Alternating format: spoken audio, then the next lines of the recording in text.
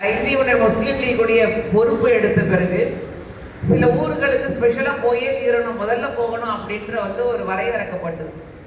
அப்போ போகக்கூடிய சில ஊர்களில் சில நிறுவனங்களில் கட்டாயமாக போக வேண்டும் என்று சொல்லப்படக்கூடிய பட்டியலில் நான் பொறுப்பெடுத்த பிறகு நானும் என்னுடைய மரியாதைக்குரிய கணவர் அல்ஹாஜ் முசஃபர் சாஹிப் சென்ற ஊர்களில் மறக்க முடியாத சில ஊர்கள் இருக்கு.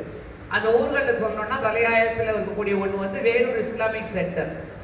வேலூர் இஸ்லாமிக் சென்டர்ல போய் நீங்க கட்டாயமாக இவர்கள் எல்லாம் பார்க்க வேண்டும் என்று சொன்னார்கள். வேலூர் இஸ்லாமிக் சென்டர் என்னன்னு பார்த்தீங்கன்னா, இஸ்லாத்தை மனமோந்து ஏற்றுக்கொண்டிருக்கக்கூடியவர்களுக்கு இஸ்லாத்தை எப்படி பின்பற்றுவது என்று வழிகாட்டக்கூடிய ஒரு பயிற்சி கூடம்.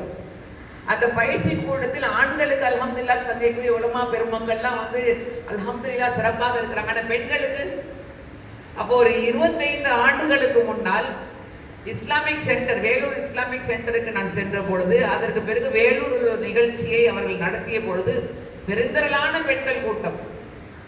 எல்லாருடைய வாயிலையும் சாஜிதா அப்பா தான் வந்துட்டு இருந்துச்சு. போறதுக்கு பின்னாடி வேலூர் போனீங்கன்னா கட்டாயமா சாஜிதா அப்பா மீட் பண்ணணும். நீங்க பொது வாழ்க்கையில வந்துட்டீங்கன்னா உங்களுக்கு ஒரு முன்மாதிரியாக சாஜிதா அப்பா இருப்பாங்க அப்படின்னு பல பேர் சொன்னாங்க. அப்ப அவங்கள பார்க்கறதுக்கு எனக்கு ரொம்ப ஆசை. அல்ஹம்துலில்லாஹ் அவர்களை பார்த்திருப்பேன். ஒரு 2 முறை தான் அதற்கு பிறகு சந்திக்கக்கூடிய வாய்ப்பு இருக்கு. ஆனால் இன்னளவும் கூட ஒரு முன்மாதிரி பெண்மணியாக என்னுடைய மனதில் இருக்கக்கூடிய சாஜிதா அப்பா தான் பெற்றெடுத்த அருமை மகனால் நம்முடைய வசீம் பாரி அவர்கள். அப்போ அங்க அஸ்திவாரம் எங்க இருந்து ஆரம்பிக்குது பாருங்க. தாயை போல நூலை போல சேலை, தாயை போல பிள்ளை. எந்த பிள்ளையும் நல்ல பிள்ளையும் நம்ம மண்ணில் பிறக்கையிலே அவன் நல்லவன் ஆவதும் தீயவன் ஆவதும் அன்னை வளர்க்கையிலே என்று கண்மணி நாயகம் ஸல்லல்லாஹு அலைஹி சொன்னார்கள். ஒரு குழந்தையினுடைய முதல் மதரசா தாயினுடைய மடி என்று. இங்க தாயும் தந்தையும் சேர்ந்து ஒரு எளிமையான ஒரு நகரத்தில் பிறந்து ஒரு எளிமையான ஒரு கல்வியை கொடுத்து அந்த எளிமையிலும் வலிமை பாருங்க, எப்படிப்பட்ட ஒரு வலிமை. இன்னைக்கு இனிஷால ஒரு ஃபியூச்சர் பிரசிடென்ட் நம்ம மத்தியில உட்கார வச்சு நம்ம பார்த்துக்கிட்டு என்ன தப்பு இருக்கு? ஒன்றும் தப்பே இல்லையே. நம்மள இருக்கக்கூடிய ஒரு பெரிய ஒரு என்ன சொல்ற கிரிட்டிக்கல் அனாலிசிஸ் அப்படின்னு நீங்க பார்த்தீங்கன்னா, நம்மளுடைய பின்னடைவு குறிப்பாக முஸ்லிம் சமுதாயத்தை பத்தி அண்ணன் சொன்னாங்க. இப்படி எல்லாம் இலக்கியத்துல எல்லாம் அவங்க நம்ம முன்னோடியாக மற்றவங்களுக்கு இருந்திருக்கோம். ஆனா இன்னைக்கு மற்றவங்களுக்கு தெரியல. என்ன காரணம்னா, one we do not want to appreciate anybody. Second, மற்றவங்க ஒன்றும் வந்துடக்கூடாதுன்றதுல கண்ணும் கருத்துமா இருக்கும். யாரையும் நாங்கள் பாராட்டவும் மாட்டோம். அவன் எல்லா தகுதியை பெற்றிருந்தாலும் அவன் முன்னுக்கு வரக்கூடாது என்பதில் கண்ணும் கருத்துமா இருக்கும். அதனாலதான் இன்னைக்கு நம்மள பல பேருக்கு ஒருத்தரை பத்தி பாராட்டினா என்னமோ ஒரு கசப்பான ஒரு மருந்து குடிக்கிற மாதிரி. அது நம்முடைய ஒவ்வொரு புறவலர்களுடைய இருக்கக்கூடிய இந்த வாரிசுகளுக்கு எங்களுடைய மனமார்ந்த வாழ்த்துக்களை தெரிந்து கொண்டு தொடர்ந்து நிகழ்ச்சிகள் பண்ணிக்கிட்டு இருக்கீங்க.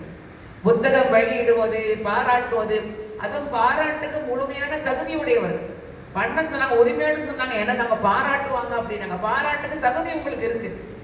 நாங்க பாராட்டுன எங்க கடமை அவங்களை பாராட்டுறது. நம்முடைய தலைவர் அவர்கள் சொல்லுவார்கள், சிராஜுல் மில்லத்துடைய அருமையான சகோதரர்கள்லாம் இருக்கிறாங்க. அண்ணன் காயல் இளவரசர் அவருடைய முகத்தை பார்க்கிறாங்க. முதல்ல சிராஜுல் மில்லத் அவர்கள் சஹர் நேர சிந்தனைகள் என்ற சஹர் நிகழ்ச்சியை தனம் வீடியோ விஷன் மூலமாக உலகத்துக்கு படம் போட்டு காட்டியவர்கள் அண்ணன். இப்போ சிராஜுல் மில்லத்துடைய மூடுக்கு ஏற்ற மாதிரி உட்காருவாங்க. அப்போ அவங்க உட்காரும் பொழுது அவர்கள் இருக்கக்கூடிய வீடியோக்கள் நாங்களாம் சின்ன பிள்ளைகளாக இருந்து பார்ப்போம். அப்போ அவர்கள் சொல்லுவாங்க, சிராஜுல் மில்லத் அவர்கள் சொல்லுவார்கள், ஒரு கம்யூனிகேஷன் ஸ்கில் என்னன்னா, அல்லாஹ் சுப்ஹானஹு வ தஆலா சூரா ஃபாத்திஹாவில் கற்றுக் கொடுக்குறாங்க. ஒருத்தரை பார்த்து நீங்க எப்படி பேசணும், அந்த பேசக்கூடிய தன்மை எப்படி இருக்க வேண்டும், உங்களுடைய அப்ளிகேஷன் நீங்க எப்படி வைக்கணும், அந்த அப்பீல் இப்படி எப்படி இருக்குன்னா நீங்க சூரா ஃபாத்திஹாவை படித்துக் கொள்ளுங்கள். ஹஸ்ரத் அவர்கள் இருக்காங்க, அதிகமாக பேசக்கூடிய தகுதி இல்லை. ஆனால் அல்லமா அப்துல் ஹமீது பாக்கவி அளவற்ற அருளாளன் நிகரற்ற அன்புடையோன் என்று அந்த வாசகத்துக்கு சொந்தக்காரர் என்னுடைய பாட்டனாருடைய பேத்தியல் அருகதையில் பேசுறேன். தமிழில் முதலில் தமிழில் தர்ஜுமத்துல் குர்ஆனை வழங்கிய அந்த மகான் சிராஜுல் மில்லத் அவர்கள் சொல்லுவார்கள், சூரா ஃபாத்திஹாவை முதலில் நீங்கள் எடுத்துக்கொண்டீர்கள் என்றால் அல்லாஹ்வை புகழ்வது, அல்லாஹ்வுடைய பெருமையை எடுத்து சொல்வது, அல்லாஹ்வுடைய அருட்கொடைகளை பற்றி பேசுவது, அவனுக்கு ஈடு இணையே இல்லை, அல்லாஹ் மிகப்பெரியவன் என்று சொல்லும் பொழுது ஃபர்ஸ்ட் கம்யூனிகேஷன் ஸ்கில். ஒருத்தரை நீங்கள் பார்த்த உடனே அல்லாஹ்வுக்கு ஈடாக இல்லை. ஆனா the first thing to win over somebody is not to speak good about somebody. அவர்களை பற்றி நீங்கள் நல்ல வார்த்தைகள் சொல்ல வேண்டும், அவர்களை நீங்கள் பாராட்ட வேண்டும். அந்த பாராட்டுதலோடு அடுத்து வரும்போதுதான் உங்களுடைய உறவு முறை. ஏன்னா நம்மள பல பேர் இங்க நிறைய எஸ்ஐடி காலேஜுடைய மேடம் பிரின்சிபல் வந்திருக்கிறாங்க, நியூ காலேஜோடைய நிறைய ப்ரொஃபஸர்ஸ் வந்திருக்கிறீங்க, ஸ்டூடெண்ட்ஸாக இருப்பீங்க. இன்னைக்கு இருக்கக்கூடிய மிகப்பெரிய ஒரு டிஸ்அட்வான்டேஜ் எஸ்பெஷலி யங் ஜெனரேஷன்ல என்ன வந்திருக்குன்னா கம்யூனிகேஷனே தெரியல. யாருக்கிட்ட எப்படி எதை பேசுவது என்பது வருவது கிடையாது. அது ஒரு கம்யூனிகேஷனுடைய முதல் step to speak good about somebody. Allah சுப்ஹானஹு வ தஆலா திருமறையில் கூலு கௌலன் சதீதா, ஒவ்வொரு குதுபாவையும் நம்ம உலமா பெருமக்கள் ஓதி காட்டக்கூடிய வாசகம். அல்லாஹ் சொல்றான், நீங்கள் பேசும் பொழுது அழகிய வார்த்தைகளை பயன்படுத்துங்கள், நீங்கள் பேசும்போது பண்பாளர்களாக இருங்கள், கண்ணியமான வார்த்தைகளை பயன்படுத்துங்கள். அதே போல தாவா செய்யும் பொழுது சகோதரர் முரளி ஆரோவன் நம்மை விட அழகாக இஸ்லாத்தை பற்றி இன்னைக்கு எடுத்துரைத்திருக்கின்றார்.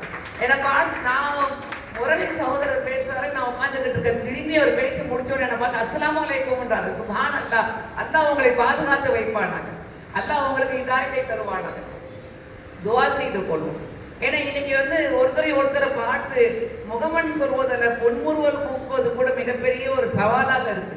இப்போ கூலு கௌலன் சதீதா, டாக் பியூட்டிஃபுல் வேர்ட்ஸ், அழகிய வார்த்தைகளை நீங்கள் பேசுங்கள். குறிப்பாக தாவாவை பற்றி, நான் இஸ்லாத்தில் ஒருவரை நீங்கள் அழைக்கும் பொழுது, இஸ்லாத்தில் கொண்டு வரக்கூடியவன் அல்லாஹ் ஒருவன் மட்டும்தான். நாங்க யாரையும் இஸ்லாத்தில் கொண்டு வர முடியாது. அல்லாஹ் ஹிதாயத்தை கொண்டு தான் இஸ்லாத்துக்கு வர முடியும். நம்ம யாரையும் கன்வர்ஷன்லாம் கிடையாது. அல்லாஹ் gives the changing the heart. அப்ப அந்த இஸ்லாத்தை நீங்கள் அழைக்கும் பொழுது அல்லாஹ் என்ன சொல்றாங்க? நோ ஃபோர்ஸ், லா இக்ராஹ ஃபித்தீன், யாரையும் நீங்க கட்டாயப்படுத்த முடியாது. ஆனால் அழகிய வார்த்தைகளை கொண்டு பண்போடும் கண்ணியத்தோடும் அன்போடும் நீங்கள் இஸ்லாத்தை எத்தி வைக்கின்றார்கள். எவ்வளவு அழகான ஒரு விஷயம் பாருங்க.